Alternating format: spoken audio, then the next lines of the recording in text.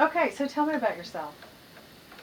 Well, my name is Haley Summers, and I'm a recent graduate of Loyola University with a degree in mass communication and emphasis in journalism. I, what I really want to do is produce for entertainment television, which I know that sounds kind of broad, but ideally I would like to be a producer for something like a late night talk show, or even a completely fictitious comedy like The Office or It's Always Sunny in Philadelphia, etc. But I'm really interested in producing for entertainment television as opposed to being a hard news journalist. So why'd you pick us to apply to? Because I think that you guys would be a company that I could really get into. I think that one thing that I gained from school and then my different experiences is I think that I'm pretty well rounded and well versed in media in general, and so I think that there's a lot that I could bring to the table for a job like this. If you could kill somebody and get away with it, would you do it? No, Why not? because that's another person. It's still a life, whether or not I like them or I thought I had good reason to. I mean, if I could go back in time and kill Hitler or someone that's extremely, just evil or demonic, yeah, I would. But no, I wouldn't just kill a random person. So if you had to kill somebody, how would you do it?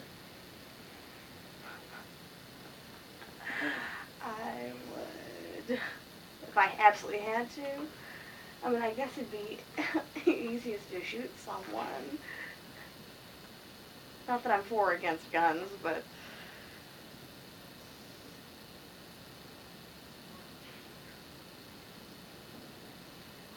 Okay, so what's the most recent book you've read? Spreadable Media by Henry Jenkins. And why'd you read it?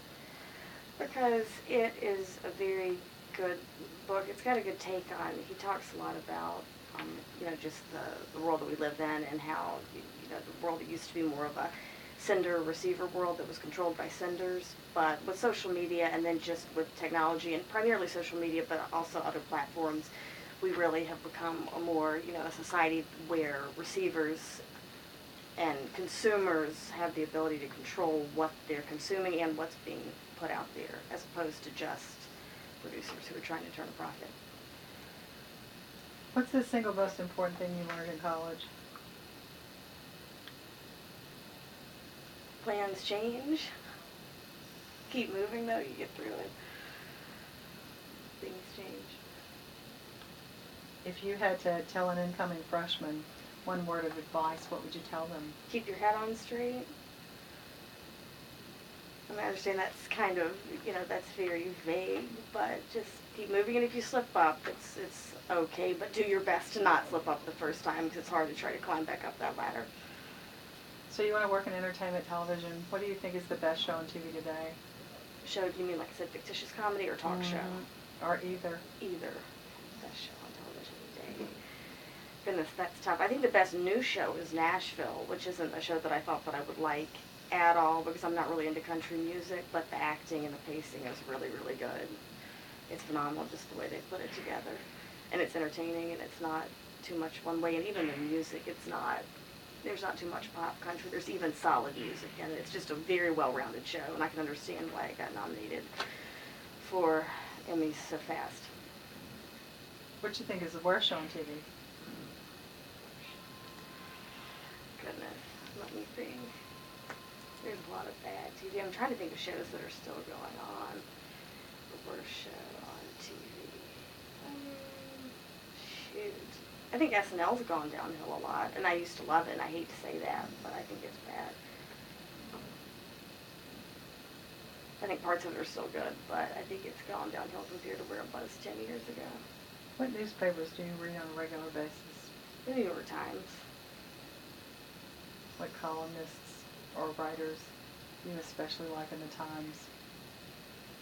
Off the top of my head, there's one man, and he's an economist, and I'm drawing a blank, but he's brilliant, and he writes op-ed pieces, but I cannot call his name.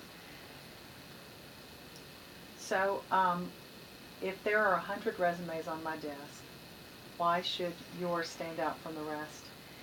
Because of this show that I have recently been working on, and it's far from where it needs to be, but it's an entertainment television show. It's got a late night talk show set up, and I started with the concept a year ago, and I've had to work with people, and even though it is far from perfect, to go from 0 to even where we are, I believe, is impressive, because you had to cast it and find editors and, you know, work on the spacing and the pacing, and you get in the studio and you have to have furniture, and you got to try to find backdrops, and then you realize the audio is not good, and before I got an editor I had to edit pieces myself, and you have to be diplomatic with your people who you're working with, and you have to try to organize everyone and come up with logos and slogans, and it's a lot. And again, it's not, you can tell Warner Brothers isn't producing it, but it was just a thought 8 months ago. So I'm happy with where it's at, and I hope that it keeps growing. Do you have financing or backers for it? No, not right now. We're trying to get to the point where we can pitch to somebody and try to get advertisers. That's what we've been working on. So, do you think that there is ever an occasion when it's okay to lie? In the workplace or in life? In life or in the workplace? Well, in the workplace, I feel like there are less occasions where it's okay to lie, because that's more cut and dry. In life, where it's okay to lie, well, maybe if you have to tell a white lie to cover up some interpersonal issue that's no one's business, I think it may be okay to lie then.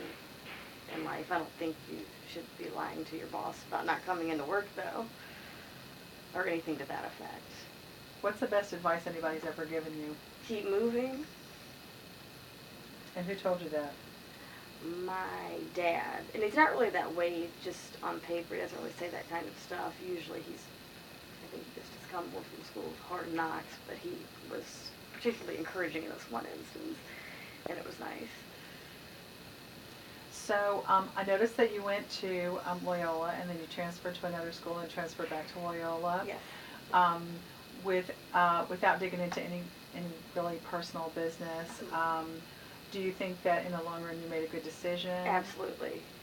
To leave the first time and to come back, because I had to go get it together, and so I was out of school for about a year and went to Belhaven and Jackson, and realized fast that it just wasn't the institution, especially when it comes to mass communication, that Loyola is, and then especially for me. So I pulled it together, grew up some, and came back. What's your dream job? Dream job? I mean, it would be fantastic, like I said, to be a main, director of some dark comedy. I always go back to comedic series, but there can be some drama thrown in too. I mean, that would be fantastic one day to see my name, like I said, created by or directed by Haley Summers on something that was running on Showtime or HBO. If I asked you to give me a pitch right now, and money's not an object, and you could hire any actor you wanted to be your lead, what would be your 25-word or less description of the concept, and who would you want to be your lead? Okay, well, my concept would be, I think it would be good to, again, produce a dark comedic series about students who are just starting off in college, like freshmen in college, in a city like New Orleans, preferably New Orleans. And so to some extent I would be drawing on my own life, but obviously with information and events that are a lot more entertaining. It would, like I said, it would be a dark comedy. I'm trying to think of who I would cast. Shoot. I don't know. I keep wanting to say Hayden Panettiere because she's such a good actor, but I don't think she'd necessarily be right for that. I don't know. I couldn't tell you who I'd cast. I would really have to get people, I'd really have to see people read or find someone. I do keep my eyes open for that, though, seriously. So I don't know who I'd cast. If you won $1 million, what would you do with it? Invest it wisely. Try to do something to perpetuate it. But not just so I have more money, but just, I'd put it into the show that I'm doing right now. I put some of it in there, absolutely. But not all of it.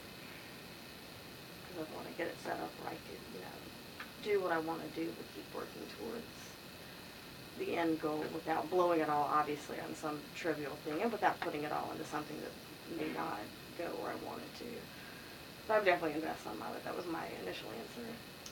If we offered you the choice between an unpaid internship for a year with a guarantee of the job, doing what you wanted at the end of that year, and a job that you didn't want that had a really good salary, The first with one. no Absolutely, the first one. And the reason I can say that is because I'm in a particular setting where I'm lucky enough I've got the liberty I could do that for a year. Most people couldn't, so that's why that's an easy answer for me. I'm super lucky in that way. Is there anything that you want to ask me or tell me?